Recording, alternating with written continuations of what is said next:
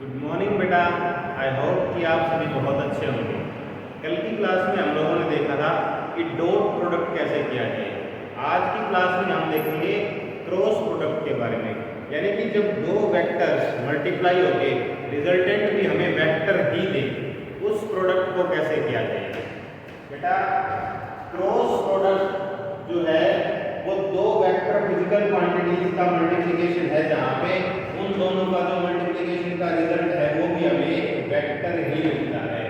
हम लोगों ने कुछ एग्जांपल्स देखे थे बेटा, जैसे कि टॉर्क जो है वो एक क्रॉस प्रोडक्ट होता है। अब बेटा जब भी कभी क्रॉस प्रोडक्ट करना हो ए क्रॉस बी, उसको हम डिफाइन करते हैं magnitude of A into magnitude of B into sine of angle between them. अगर आप याद करें तो डॉट प्रोडक्ट में यहाँ cos थीटा था, यहाँ sin थीटा है, और उसके आगे एक टर्म है बेटा n कैप। n कैप जो है वो डायरेक्शन को रिप्रेजेंट करता है कि जो रिजल्टेंट आएगा इनके प्रोडक्ट का उसकी डायरेक्शन किस तरह होगी। अब बेटा ये जो n कैप है इसकी कुछ स्पेशल प्रॉपर्टीज देखते हैं। n कैप एक यूनिट वेक्टर होता है in the direction of the resultant, यानी कि a cos b का जो रिजल्टेंट आएगा उसकी डायरेक्शन में एक यूनिट वेक्टर होता है हमारा n कैप। बेटा अगर मैं स्पेसिफिकली n कैप की बात करूं तो n कैप जो डायरेक्शन है वो वेक्टर a से भी परपेंडिकुलर रहनी चाहिए और वो वेक्टर b से भी परपेंडिकुलर रहनी चाहिए। अब बेटा a और b दोनों से परपेंडिकुलर रहनी चाहिए। साथ में अगर ये कंडीशन फुलफिल होती है तो मैं बोल सकता हूं कि जो हमारा रिजल्टेंट का डायरेक्शन है यानी n कैप की डायरेक्शन है वो a और b को कंटेन करने वाले प्लेन से परपेंडिकुलर रहनी चाहिए। Let us suppose vector a मेरा इस प्लेन में है, वेक्टर b यानी कि a और b मेरे इस बोर्ड के प्लेन में है, वेक्टर a भी इस पूरे प्लेन में कहीं ना कहीं लाई कर रहा है b। अब जो हमारा n कैप आएगा यानी कि इन दोनों के क्रॉस प्रोडक्ट की डायरेक्शन आएगी वो इस बोर्ड से परपेंडिकुलर आएगी, यानी कि या तो वो यहाँ से आपकी तरफ आ सकती है या बोर्ड के अंदर की तरफ बिल्कुल 90 डिग्री के एंगल। अब इस तरीके से हम देखें तो बेटा दो डायरेक्शंस हो जाएंगे हमारे पास। भाई आउटवर्ड भी हो सकता है बोर्ड से और इनवर्स भी हो सकता है। इस डिस्क्रिपेंसी को खत्म किया जाता है बेटा राइट हैंड थंब रूल से। Right hand thumb rule. अब बेटा राइट हैंड थंब रूल में आप स्पेसिफिकली देखोगे कि फर्स्ट ऑफ ऑल आपको यूज करना है राइट हैंड का। अब बेटा राइट हैंड को यूज करने के लिए अगर मुझे a क्रॉस b की डायरेक्शन निकालनी थी तो मैं पहले अपने फिंगर्स को a वेक्टर की तरफ लेके जाऊंगा। बेटा वो ऐसे भी हो सकता था और ऐसे भी हो सकता था, मेरी फिंगर्स जो है वो a वेक्टर की डायरेक्शन में ही है। अब मुझे a से b की तरफ अपने फिंगर्स को कर्ल करना है, यानी कि फिंगर्स को मोड़ना है। अब बेटा अगर मैं इस तरीके से रखता इनिशियली तो इस डायरेक्शन में कर्ल नहीं कर पाता, अगर मैं यूं रखता तो फिंगर्स b की तरफ कर्ल हो जाएंगे। बेटा आप फर्स्ट वेक्टर की डायरेक्शन में अपने राइट हैंड की फिंगर्स को लेके जाओ और उसके बाद सेकंड वेक्टर की डायरेक्शन में फिंगर्स को कर्ल करो। जो थंब की डायरेक्शन होगी, सपोज मैं a क्रॉस b की डायरेक्शन निकालना चाहूँ यहाँ से, तो a vector cross b vector था तो b वेक्टर की तरफ फिंगर्स लेके जाऊंगा। थंब की जो डायरेक्शन है यानी कि इस बोर्ड से आउटवर्ड की तरफ, इस बोर्ड से बेटा आपकी जो डायरेक्शन है ये वाली डायरेक्शन वो आ जाएगी मेरी a क्रॉस b के लिए।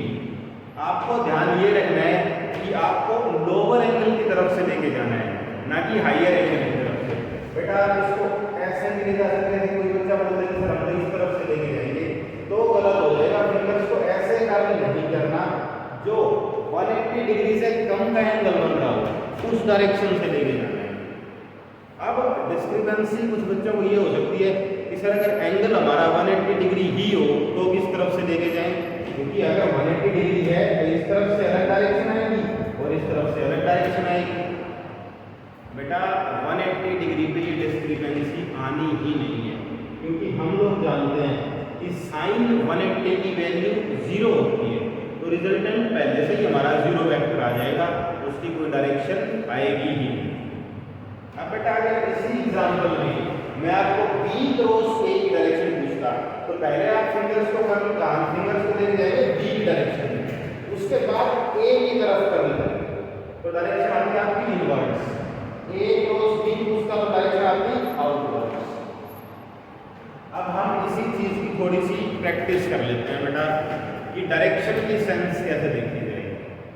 हम प्रैक्टिस करने के लिए हमारी जो स्टैंडर्ड डायरेक्शन है ईस्ट वेस्ट नॉर्थ साउथ और उनके साथ साथ अपवर्ड्स और डाउनवर्ड्स, बेटा एक वर्टिकली अपवर्ड डायरेक्शन, एक वर्टिकली डाउनवर्ड डायरेक्शन, इनको यूज करेंगे।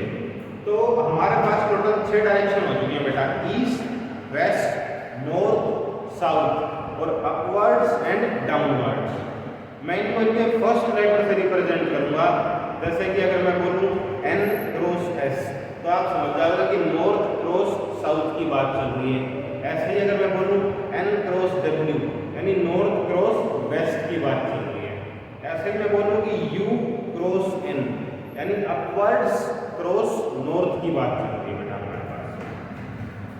अब मैं इस सेंस को थोड़ा सा कोशिश करता हूँ बोर्ड पे रिप्रेजेंट करने की। स्पेस हमारे पास थोड़ा कम है, मैं इसको हटा दूंगा।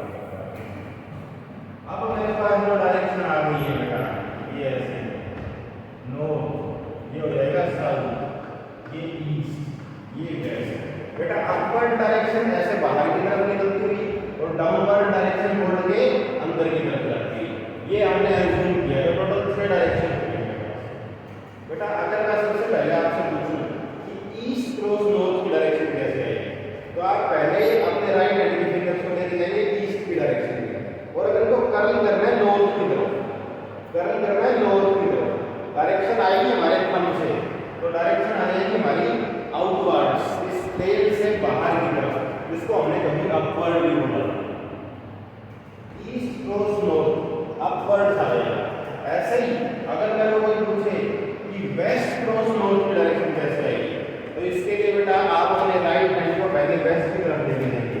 अब वो यू भी हो सकता था और यू भी, पर हमें तो वेस्ट क्रॉस नॉर्थ चाहिए। अगर ऐसा करेंगे तो मैं नॉर्थ की तरफ पूरा कर्ल नहीं कर पाऊंगा। अगर यूं रखता तो नॉर्थ की तरफ कर्ल हो जाएगी फिंगर्स। तो बेटा हमारे पास वेस्ट क्रॉस नॉर्थ की डायरेक्शन आ जाएगी डाउनवर्ड्स या इनवर्ड्स। ऐसे ही बेटा अगर कभी मुझे डायरेक्शन निकालनी पड़ जाए अपवर्ड क्रॉस साउथ की, तो सबसे पहले मैं अपने राइट हैंड को लेके जाऊंगा अपवर्ड डायरेक्शन में। अपवर्ड यानी कि ये वाली डायरेक्शन जो हमने एज्यूम की थी। इसके बाद बेटा क्रॉस करना था साउथ के साथ। अपवर्ड डायरेक्शन में हाथ कैसे भी हो सकता है, पर अगर इसको साउथ के साथ क्रॉस करना है तो फिंगर्स को कर्ल करना पड़ेगा साउथ की तरफ, यानी कि नीचे की तरफ ऐसे। अब अपवर्ड्स क्रॉस साउथ डायरेक्शन आ जाएगी इस तरफ विच इज ईस्ट। ऐसे बेटा अगर कभी मुझे डाउनवर्ड्स या इनवर्ड्स क्रॉस साउथ करना होगा, तो बेटा हम देखते हैं कि इनवर्ड्स की तरफ अपने राइट हैंड के फिंगर्स को लेके और अब साउथ की तरफ कर्ल कर दिया है ऐसे, तो डायरेक्शन आ जाएगी मेरे पास वेस्ट। बेटा आप इसकी प्रैक्टिस खुद से भी कर सकते हैं, एज्यूम करके अलग अलग क्रॉस प्रोडक्ट निकाल के देख सकते हैं। मैं आपको एक शीट प्रोवाइड करूंगा जिसमें अलग अलग वैल्यूज के साथ उनकी डायरेक्शन दे रखी होगी। इसके बाद बेटा यही काम अगर हम लोग करना चाहेंगे आई जे और के प्लेन के साथ, यानी कि एक्स एक्सिस वाई एक्सिस और जेड एक्सिस के साथ, तो हम देखेंगे। मैं पहले रेडी स्पेस बना लेता हूँ बेटा। ये है हमारी वाई एक्सिस, ये है एक्स एक्स वाई, और जेड एक्सिस को मैं रिप्रेजेंट कर रहा हूँ बेटा इस तरीके से, यहाँ से ये अंदर की तरफ है, ये जेड एक्सिस एक्स वाई और जेड एक्सिस। ये जेड एक्सिस असल में बाहर की तरफ ऐसे आ जाएगा, पर 2D में रिप्रेजेंट करने के लिए हमने कुछ ऐसा बना दिया इसको। अब हम एक्स्ट्रा पार्ट को रिमूव कर देंगे, एक्स वाई, और आप समझ जाओगे कि जेड इस तरफ है बाहर की तरफ। तो बेटा अब मैं कुछ डायरेक्शन की सेंस की बात करता हूँ। अगर मुझे कभी निकालना पड़ जाए बेटा I cap which is unit vector in X direction, J cap which is unit vector in Y direction, तो I cap cross J cap निकालना है, I cap cross J cap. तो बेटा इसकी डायरेक्शन आ जाएगी हमारे पास आई कैप की तरफ फिंगर्स को कर्ल करेंगे, सॉरी लेके जाएंगे, और फिर जे कैप की तरफ कर्ल करेंगे। डायरेक्शन आ जाएगी बेटा बाहर की तरफ बोर्ड से, विच इज योर के कैप डायरेक्शन। बेटा अगर आई कैप क्रॉस जे कैप करूंगा तो के कैप की डायरेक्शन आ जाएगी। अभी तक हमने मैग्नीट्यूड की बातें नहीं की, सिर्फ डायरेक्शन के बारे में बात। इसके बाद बेटा अगर मेरे को अभी करना हो कि के कैप या फिर जे कैप क्रॉस के कैप, पहले मैं y एक्सिस की तरफ लेके जाऊंगा फिंगर्स को और फिर z की तरफ कर्ल करूंगा, तो डायरेक्शन आ जाएगी x की तरफ। बेटा j cap cross k cap की जो डायरेक्शन आएगी हमारी, that will B along i cap. इसके अलावा बेटा आप ये देख सकते हो कि अगर मुझे कभी इसका रिवर्स प्रोसेस करना हो, आई मीन टू से कि k cap cross j cap करना, तो बेटा सबसे पहले के कैप की तरफ फिंगर्स को लेके जाइए। के कैप से हम समझते हैं बेटा कि ये है हमारी z एक्सिस की तरफ, यानी कि के कैप की तरफ फिंगर्स। उसके बाद क्रॉस करना था बेटा जे कैप के साथ, तो बेटा के कैप की तरफ तो हमारे फिंगर्स किसी भी डायरेक्शन में हो सकते हैं, पर जे कैप की तरफ क्रॉस करने के लिए जे कैप की तरफ कर्ल करूंगा मैं फिंगर्स को। ये हमारे पास है बेटा जो डायरेक्शन है वो के कैप क्रॉस जे कैप। मेरे पास डायरेक्शन आ जाएगी इस तरफ, यानी कि माइनस आई कैप की तरफ। अब आई कैप नहीं है डायरेक्शन, माइनस आई कैप की तरफ। बेटा this will be equal to minus i cap. यहां से मैं एक इंटरेस्टिंग प्रॉपर्टी देख सकता हूं कि बेटा a cross b is equal to negative of b cross a, negative of b cross a, यानी कि मैग्नीट्यूड वाइज दोनों सेम होंगे और डायरेक्शन इनकी अपोजिट रहेगी। a क्रॉस b अब b क्रॉस a के बराबर नहीं है। हमने डॉट प्रोडक्ट में देखा था कि a डॉट b और b डॉट a इक्वल आते थे, पर क्रॉस प्रोडक्ट में ऐसा नहीं होगा। a dot b is not a cross b is not equal to b cross a। अब बेटा सिर्फ डायरेक्शन की सेंस में बात की थी, इनको मैग्नीट्यूड की सेंस में और बातें कर लेते हैं। उससे पहले मैं आपको रिकमेंड करूंगा कि आप वीडियो को पॉज करके एक बार ये वाला न्यूमेरिकल सॉल्व करने की कोशिश करें। बेटा यहाँ पे हमें a वेक्टर का मैग्नीट्यूड दे रखा है, b वेक्टर का मैग्नीट्यूड दे रखा है और इन दोनों के बीच में एंगल दे रखा है विच इज 30 डिग्री। फॉर्मूला आपके पास है बेटा a cross b is equal to a b sin theta n है। अब बेटा आप यहाँ से a क्रॉस b निकालने के लिए a का मैग्नीट्यूड इंटू b का मैग्नीट्यूड इंटू साइन 30 पुट कर देंगे, तो आपके पास रिजल्टेंट का मैग्नीट्यूड आ जाएगा। डायरेक्शन निकालनी हो आपको तो बेटा a वेक्टर की तरफ पहले आप लेके जाओ और फिर फिंगर्स को कर्ल करो b वेक्टर की तरफ, वो आपकी डायरेक्शन आ जाएगी। इसके बाद हम कुछ जरूरी डायरेक्शन देख लेते हैं बेटा और उनका क्रॉस प्रोडक्ट भी देख लेते हैं। हमने अभी देखा डायरेक्शन की सेंस में बात की आई जे की, अब हम इसी बात को बेटा मैग्नीट्यूड के साथ डिस्कस करते हैं। अगर मैं कभी करना चाहूँ आई कैप क्रॉस आई कैप, बेटा आई कैप का मैग्नीट्यूड 1, आई कैप का मैग्नीट्यूड 1 और साइन थीटा। अब बेटा आई कैप और आई कैप के बीच में एंगल आपको पता है कि हमेशा 0 डिग्री रहेगा, तो साइन ऑफ 0 विच इज 0, तो बेटा I cap cross I cap हमेशा 0 रहेगा।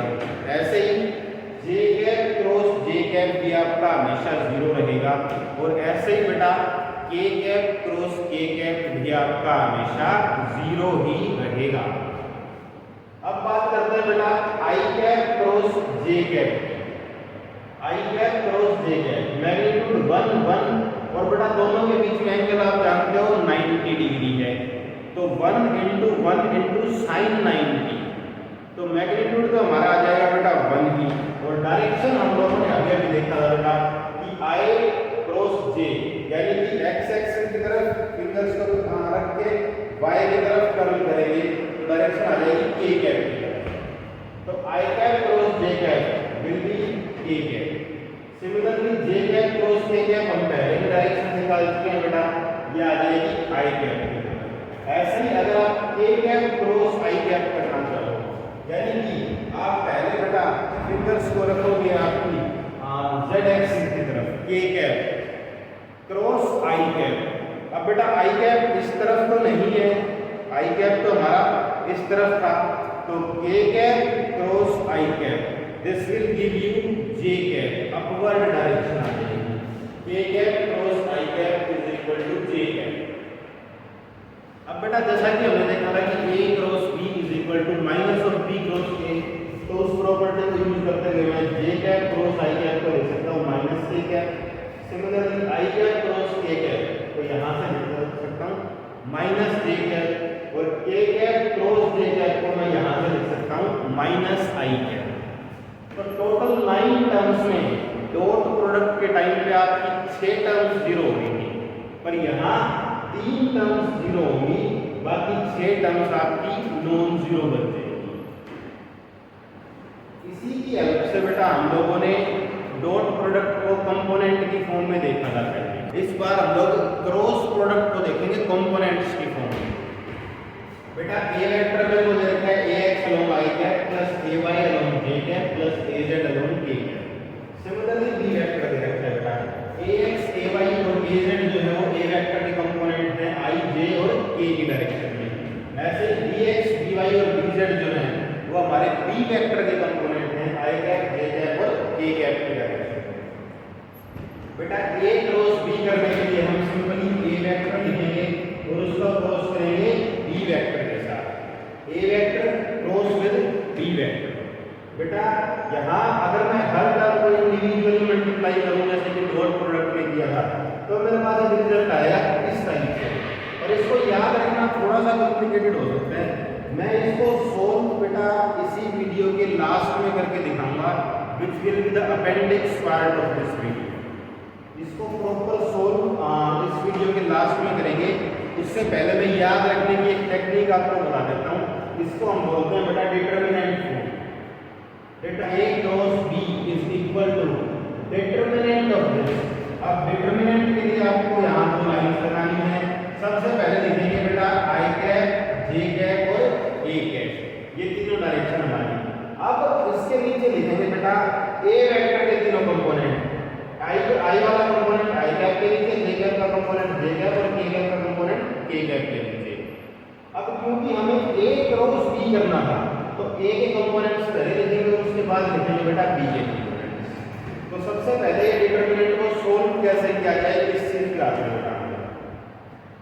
मैं पहले लिखूंगा बेटा i कैप की डायरेक्शन में मेरे को इफेक्ट निकालने के लिए मैं इस पूरी लाइन को जिसमें आई था और ये पूरी लाइन जिसमें आई है इसको नेगलेक्ट कर दूंगा, इन दोनों लाइंस को, तो मेरे पास ये वाला स्क्वायर हो जाएगा बेटा, ये 4 टर्म्स बचते हैं। अब ay into bz माइनस जब उल्टा चलेंगे तो यानी कि az into by। बेटा मैं फिर से बताता हूँ, i कैप वाला कंपोनेंट निकालने के लिए हमने i कैप लिखा, उसके बाद जिस रो में i कैप था और जिस कॉलम में i कैप था उसको एक बार के लिए हम भूल गए, इसको हटा दिया। अब आपके पास बचते हैं बेटा ये 4 टर्म्स। तो पहले इन दोनों का multiplication a by bz minus इन दोनों का मल्टीप्लिकेशन az by। ऐसा ही बेटा j कैप वाला कंपोनेंट निकालने के लिए माइनस j कैप लिखना है। मैं ये बात ध्यान देनी है आपको कि प्लस j कैप नहीं, j कैप के साथ माइनस साइन आएगा, माइनस j कैप। अब j कैप जिस रो में है और जिस कॉलम में है उसको भूल जाते हैं बेटा, ये रो भूल गए और ये वाला कॉलम भूल गए। अब आपके पास 1 2 3 4 ये 4 टर्म्स बची, तो माइनस j कैप लिख के ax bz के साथ मल्टीप्लाई माइनस bx az के साथ मल्टीप्लाई। बेटा ax bz minus az bx। ऐसे ही अगर आपको बेटा k कैप वाला कंपोनेंट निकालना था प्रोडक्ट का, तो k कैप वाले कंपोनेंट के लिए आप क्या करेंगे, इस पूरी रो में k कैप था तो इसको भूल जाएंगे और इस पूरे कॉलम में k कैप था तो इसको हटा देंगे। अब आपके पास ये एक स्क्वायर बचेगा बेटा, यहाँ से आप लिख देंगे ax by minus bx ay, ax by minus bx ay। तो ये हमारे पास टोटल क्रॉस प्रोडक्ट आ जाएगा। अगर आप और से देखो तो इसमें तीनों कंपोनेंट हैं, i भी है, j भी है और k भी है। तो रिजल्टेंट जो है हमारा वो अब एक वेक्टर आ रहा है। अब जो रिजल्टेंट क्वांटिटी क्वांटिटी आई इसके पास स्पेसिफिक डायरेक्शन है, आई जे के तरफ कंपोनेंट्स हैं, so this is a vector quantity. अब बेटा हम लोग इसके कुछ एग्जांपल्स कर लेते हैं ताकि आपको ये बात और अच्छे से क्लियर हो जाए।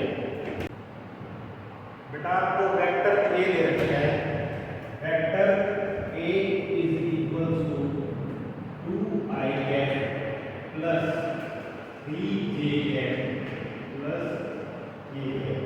और बेटा वेक्टर बी दे रखा है आपको 3i cap minus j cap plus 2k cap. यानी जब आपको दोनों वेक्टर्स कंपोनेंट फॉर्म में दे रखे हैं और आपको बताना था बेटा a क्रॉस b बनाएगा, a क्रॉस b बनाएगा।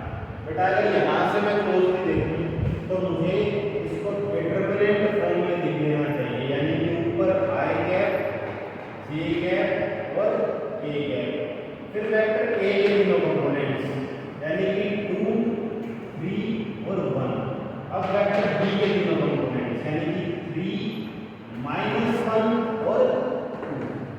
अब बेटा मुझे इस डिटरमिनेंट को सोल्व करना था a क्रॉस b निकालने के लिए।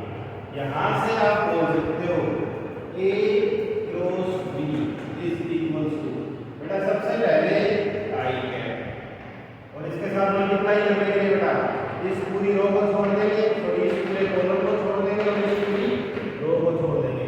हमारे पास बचेगा बेटा 3 into 2, इन दोनों को मल्टीप्लाई कर देंगे तो 3 into 2 माइनस इन दोनों को मल्टीप्लाई कर देंगे बेटा माइनस 1 into 1। ये आ गया हमारा i का कंपोनेंट। फिर माइनस j कैप, बेटा j कैप के साथ हमेशा माइनस साइन का यूज करें, माइनस j कैप। अब बेटा j कैप वाली बातें करने के लिए हम लोग क्या करेंगे, इस पूरे कॉलम को छोड़ देंगे, इस पूरी रो को छोड़ देंगे। 2 into 2, अब बेटा क्रॉस प्रोडक्ट देखिए 2 into 2 माइनस 3 into 1। तो आप बोल सकते हो 2 into 2 माइनस 3 into 1 प्लस अब k कैप वाले कंपोनेंट को डिस्कस करेंगे बेटा। k कैप के लिए आप लोग जानते हो कि हम इस पूरी रो को छोड़ देंगे, इस पूरे कॉलम को छोड़ देंगे, हमारे पास ये 4 बचेगा। तो इसके लिए k कैप के साथ हमारे पास आ जाएगा 2 into minus 1, 2 into minus 1 minus बेटा 3 into 3 माइनस 3 into 3। अब इसी चीज को थोड़ा ठीक से सोल्व कर लेते हैं बेटा। ये हो जाएगा हमारे पास 3 into 2 6 माइनस और माइनस 1 तो प्लस 1 और इसके साथ बेटा i cap minus 2 into 2 4 minus 3 into 1 बेटा आपके पास आ जाएगा 3, तो ये आ जाएगा 4 minus 3 along j cap plus 2 into minus 1 minus 2 minus 3 into 3 9 along k cap. आप इसको ऐसे भी बोल सकते थे कि ये हो जाएगा बेटा हमारा 7i cap minus j cap minus 11 k cap. तो ये आ गया हमारा a vector cross b vector. बेटा आप लोग देख सकते हैं कि रिजल्टेंट b एक वेक्टर ही आया है। ऐसे कुछ आएगा एग्जांपल और देखते हैं, जैसे कि मान लो अभी देखो वेक्टर जो है वो चेंज कर दिए। इस बार इतना डिटेल में हर काम नहीं करेंगे, हम लोग कोशिश करेंगे कि जल्दी जल्दी आगे अप्लाई कर सकें। मेरे सोल्व करने से पहले एक बार बेटा आप लोग कोशिश करना कि खुद से सोल्व करके देख सको। i cap plus 2j cap minus k cap, b vector है बेटा 3i कैप प्लस 3j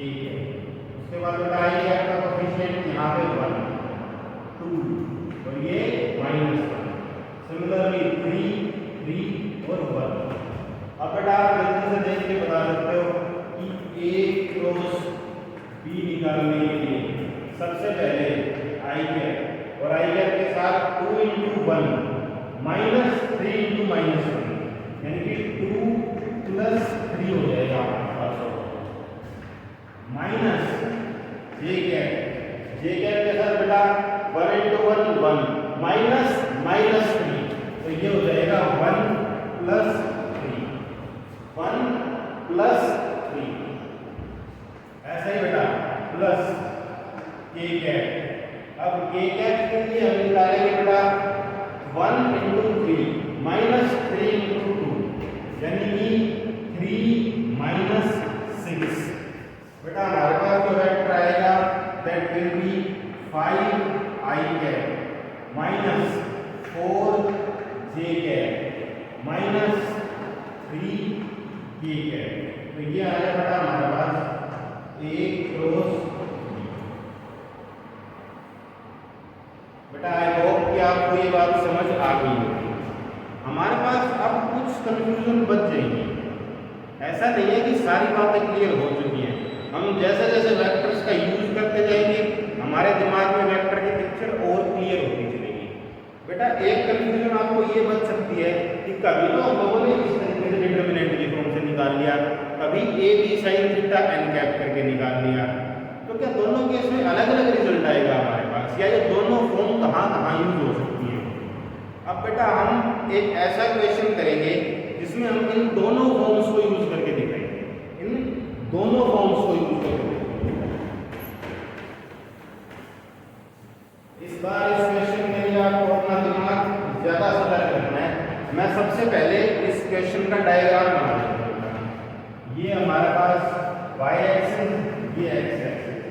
बेटा मेरे पास एक वेक्टर था a which is equal to बेटा हमारे पास था 3 times i है। a वेक्टर है बेटा 3i है, तो ये x एक्सिस में जाएगा और इसका मैग्नीट्यूड आप जानते हो कि 3 होगा। अब बेटा इसके साथ एक और वेक्टर था मेरे पास which is making an angle of 37 degree, 37 degree का एंगल बना रहा था।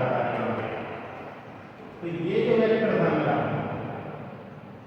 ये b वेक्टर है बेटा, जिसका कि मैग्नीट्यूड जो था वो था 5। बेटा मैग्नीट्यूड जो था b का वो था 5 और ये 37 डिग्री का एंगल बना रहा है। मेरे को ये इंफॉर्मेशन दे रखी थी और मुझे यहाँ से a क्रॉस b निकालना है। तो बेटा a तो मेरे को वेक्टर फॉर्म में पता है, b को एक बार कंपोनेंट फॉर्म में और लिख देते हैं। b का मैग्नीट्यूड है 5। अगर आप ध्यान से देखोगे तो ये हमारा 3 4 5 ट्रायंगल बन जाएगा। अब b वेक्टर का जो इफेक्ट x एक्सिस की तरफ होगा that will be equal to 4 और y एक्सिस की तरफ 3, क्योंकि इस ट्रायंगल में ये साइड आ जाएगी 4 और ये साइड 3। तो a वेक्टर ये था, तो b वेक्टर में हमारे पास हो जाएगा 4i cap plus 3j cap.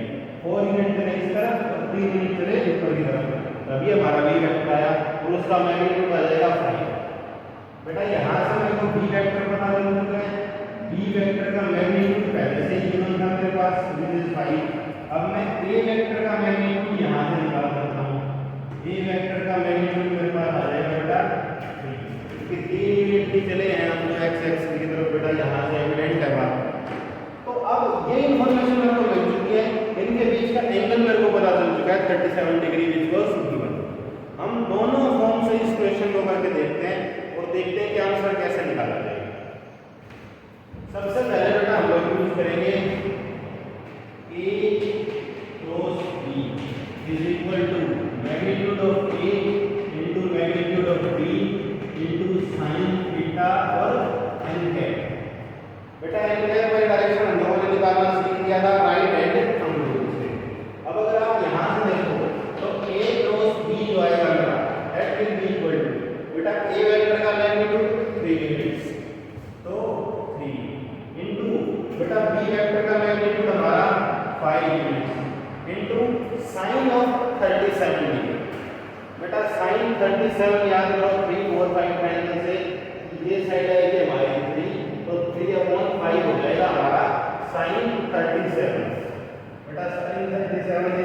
3/5। अब मैं यहाँ से देख पा रहा हूँ बेटा कि 5 से 5 कट जाएगा और आपके पास मैग्नीट्यूड बचेगा 3। This is equal to 3 into 3 9 times n cap. आप बोलोगे बाकी तो ठीक है, पर अब ये n कैप कैसे पता चलेगा? तो बेटा ये x एक्सिस यानी i कैप की डायरेक्शन, ये j कैप वाली डायरेक्शन हमें निकालना था a क्रॉस b। पहले अपने फिंगर्स को रखो बेटा, राइट हैंड के फिंगर्स को a वेक्टर की तरफ। अब इसको कर्ल करो, देखो ऐसे भी लिख सकते हैं, ऐसे भी, ऐसे भी, ऐसे भी, पर हमें तो फिंगर्स को कर्ल करना था b की तरफ। वो तभी पॉसिबल हो पाएगा जब हम हाथ को यूं रखें और b वेक्टर की तरफ फिंगर्स को ले आएं। तो बेटा हमारा जो थंब है वो बोर्ड से बाहर की तरफ ये वाली डायरेक्शन बता रहा है, यानी कि अगर ये i कैप है, ये j कैप है, तो ये डायरेक्शन हमारी k कैप हो जाएगी, यानी कि n कैप जो है वो a कैप की तरफ है। तो बेटा हम बोल सकते हैं कि a cross b is equal to 9 k cap.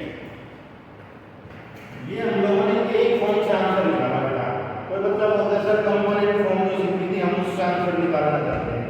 तो बेटा हमने देखा था कि a क्रॉस b ये हमारा सिंपल तरीके से आंसर था।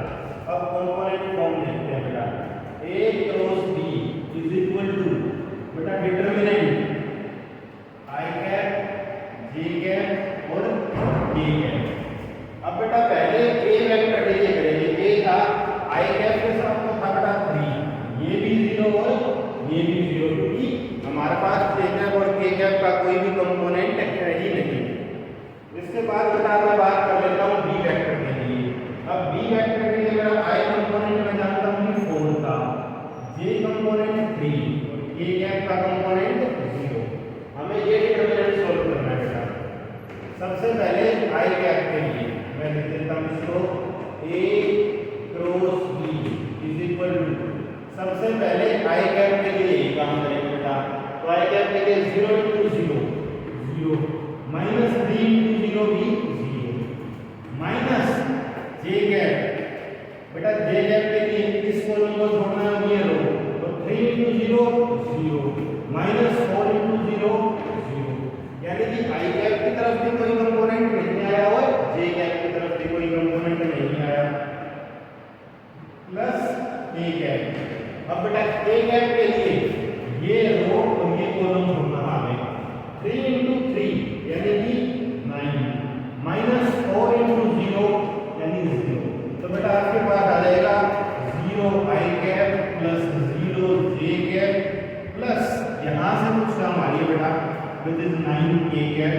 तो आप बोल सकते हो that a cross b is equals to 9 k cap. बेटा दोनों फॉर्म से हमारा आंसर एग्जैक्टली सेम ही आएगा।